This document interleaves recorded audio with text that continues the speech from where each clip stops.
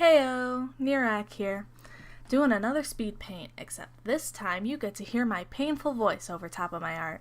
I figured I'd just talk over the speed paint, because getting good royalty-free music is a real pain. Plus, sometimes this just kind of feels more personal. Sorry if I sound kind of monotone and terrible. I'm trying my best, but I'm not a very good voice actor. So, if you find me annoying, feel free to mute and play your own music. I'm not gonna be upset. Or no, unless you comment, in which case I will know. Trying to focus back on the painting itself. It's a picture of my OC Hannah, who at this point is a deer centaur monster thing. She's originally from an OCT I was part of on DeviantArt called Nightmare Grotto. OCTs are fun because it stands for Original Character Tournament. And they're basically like a contest that you make an OC that fights or is competing against the other people's OCs. And in each round you get an opponent and a prompt, and then you have to tell your OC's story through it. I usually do comics for them, and I like entering them because it's a great way to meet other artists and creative people who you can work with and help build up your skill in drawing or writing and just generally have a good time. It's for fun. I did the art in this lineless style because I like how smooth it all is, and because I'm not very good at line art, honestly. I'm not bad, but it's kind of iffy. I make all of my lines really thick because when I make them really thin, you can see all the wiggles in them, and I just like them better when they're thicker. I don't know. Maybe it's just me. When you want to do lineless stuff, you really have to break up the different colors and focus on your silhouette because you're looking at the different shapes of the colors and how they fit together versus drawing the line art and the details and then worrying about the color. I do a lot of character. When I start making characters for the first time, I tend to do it in a lineless style, even if the final product is always going to be a lined drawing, because that way I can see how the colors look right next to each other and how they feel together. It's a generally pretty good concept. When I first started doing lineless stuff, I'd always make huge blobs and then cut out the shapes because I was thinking of it like how you would do construction paper dolls. I like doing this better than actual construction paper dolls because when you do it digitally, if you cut off too much, you can always just draw it back on without it having too much problem.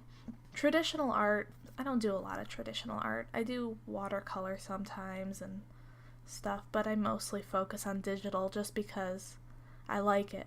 Now, if I'd remember to record it more often, that would be great, because then I could make more speed paints. Anyway, going back to the original topic, I get distracted very easily, so excuse me for that. Once you've made the general shapes, you can then easily shade it using clipping groups and masking and just going right over it. And that's kind of like using a marker to color in the shades or whatever. I'm not very good at shading, honestly. I'm not bad at it either, because I've gotten used to eyeballing it, I guess.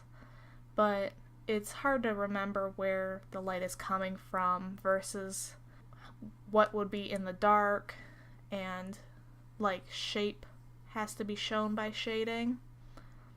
It's easier to think of it as like a bunch of circles that, I know how to shade a circle, so it's either I shade things like a circle or I shade things like a box, and then they overlap all the time, and it's really stupid, and basically I have no idea what I'm doing, and I've just been BSing my way through art for the last 6+ years.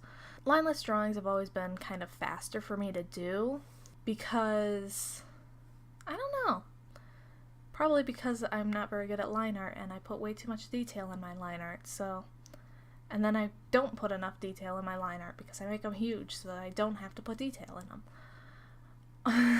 The only real problem I have with lineless drawing is how often the backgrounds tend to blend in.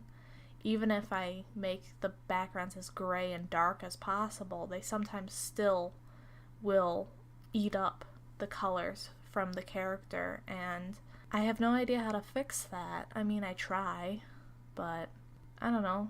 Speaking of the colors, I just kind of put them down. I've been told a lot of times that I'm very good at vibrant colors and neons more than pastels or anything. I don't like pastels, honestly, because they always feel so white and soulless. It's weird. It's not that I hate them or anything either, because I don't hate them at all. I'd like the occasional neon picture because then it's very cutesy and whatever, but I'm getting distracted again. This has nothing to do with neons. Neons? Pastels. This is neons. My color choices are really not picked by any kind of studying or anything. It's just, does this look good? Okay, sure, why not? And Hannah was actually picked, her colors were all green and white was the original two colors, because I knew I wanted to do a like fairy flower deer thing based off of a costume I had seen in real life, that she was a deer with flowers all over her. It wasn't exactly like how I ended up doing her design, her human design, more than this one. That's why her clothes are all ripped up, because she's human that turns into this deer monster. But yeah, so it was based off of this real costume that I kind of stuck to, I kind of didn't. And the other colors kind of went with that, like the orange and the red were to contrast the green. And then the white shirt slowly became more green mint because I wanted to make it match better and not be so bright. A lot of Hannah's other parts, like her skin and actually the specific green I used, were from another character I had beforehand, which was, I think, part goat or something, because all I remember was he had these big pink horns, and they were bright pink, and it was the ugliest character I've ever seen. But when I designed him, I was kind of like, yeah, that looks alright. I just wanted it to be pink and green, and it was a neon, like, bright, blinding pink, and it looked so bad. And I'm very glad that I never posted anything with him in it, and I only have the one picture of him that I'm never gonna use. So I just, kind of tore him apart and went, okay, I liked the skin color, and I liked the green I used, but not with the pink I used. And I liked, his hair is kind of similar too. Regardless, I have way too many OCs. The flowers I had pre-done because when I was doing the OCT, I didn't want to have to redraw the flowers every single panel, so I just made a sheet covered in these lineless flowers that I then, later on, am still using because I'm lazy and don't want to redraw all the flowers.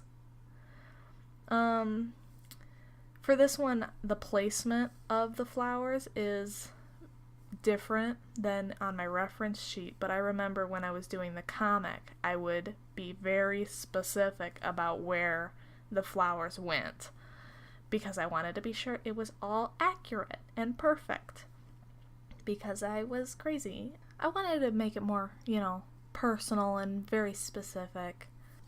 I remember when I was first getting really into online art and the community and stuff, I'd always look up speed paints like this, but it's really fun to watch and great to see things, but it's hard to remember that it's sped up.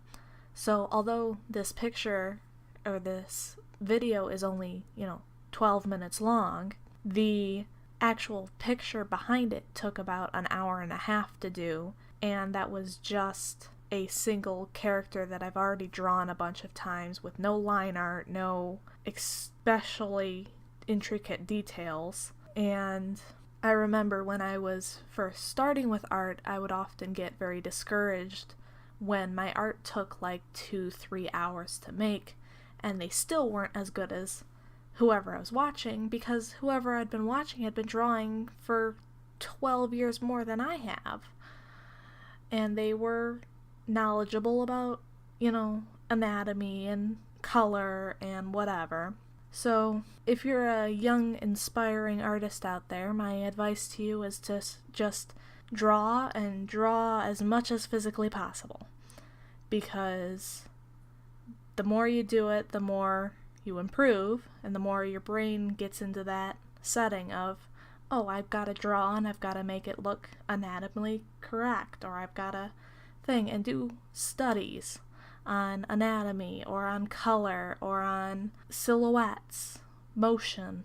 Look at comics and figure out where the bubbles go. Something I still haven't learned properly. I'm trying. That's what I'm focusing on right now, is my bubbling, because I just made a comic recently and I was like, wow, these bubbles don't fit at all in the spots where I put them. Or if you want to draw animals. Draw what you're comfortable with first, but then draw something you're really uncomfortable with, so that you'll learn how to draw that. You'll go outside of your comfort zone, and you have to bend your ideas of how you draw and make it so that it's all a lot more. The cat just opened the door somehow. Okay. Regardless, there's the finished drawing, and thanks for listening to me babble over myself drawing for 11 minutes, or at least for clicking on this video. Yeah. Bye.